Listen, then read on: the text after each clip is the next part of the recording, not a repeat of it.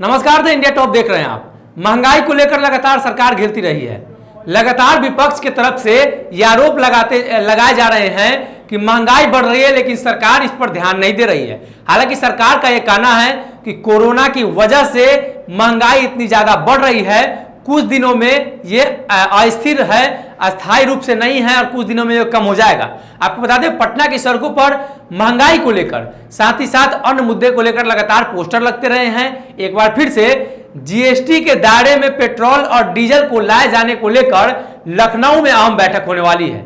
वित्त मंत्री के नेतृत्व में यह बैठक होगी। इस बैठक में ये बातें कही जा रही हैं कि पेट्रोल और डीजल को जीएसटी के दायरे में लाया जाएगा, लेकिन इसके पहले बिहार के पूर्व उप मुख्यमंत्री सुशील कुमार मोदी भी कूद पड़े हैं। उन्होंने जीएसटी और साथ ही साथ पेट्रोल डीजल को लेकर कुछ ऐसा बयान दे दिया है, जब बिहार की जनता और देश की जनता सुनेगी तो वो आश्चर्यचकित रह जाएगी। जीएसटी की बातें लगातार की जा रही थी।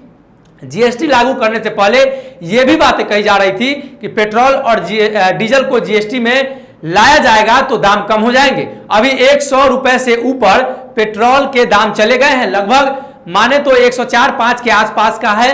अब इस मौके पर सुशील मोदी ने एक ट्वीट किया है और उन्होंने लिखा है, पेट्रोल डीजल को जीएसटी में लाने से 4.10 लाख करोड़ की हानि होगी। आपको बता दें, सुशील मोदी लगातार इस तरीके का बयान देते रहते हैं।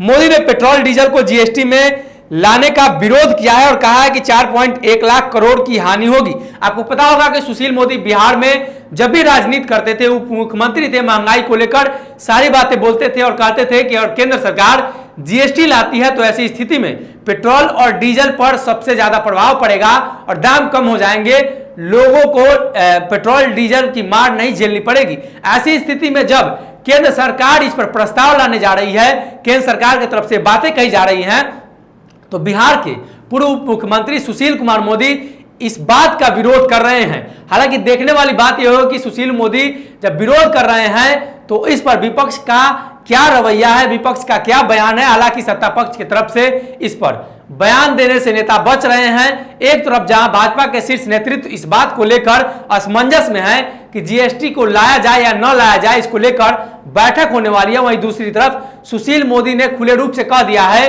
कि जीएसटी के अंदर पेट्रोल और डीजल को नहीं लाई जानी चाहिए, इससे काफी नुकसान होगा। अब देखने वाली बात यह हो कि सुशील मोदी का यह बयान क्या बिहार की राजनीति में भी गर्माहट लाती है, देश की राजनीति में किस प्रकार से ये बवाल मचता है।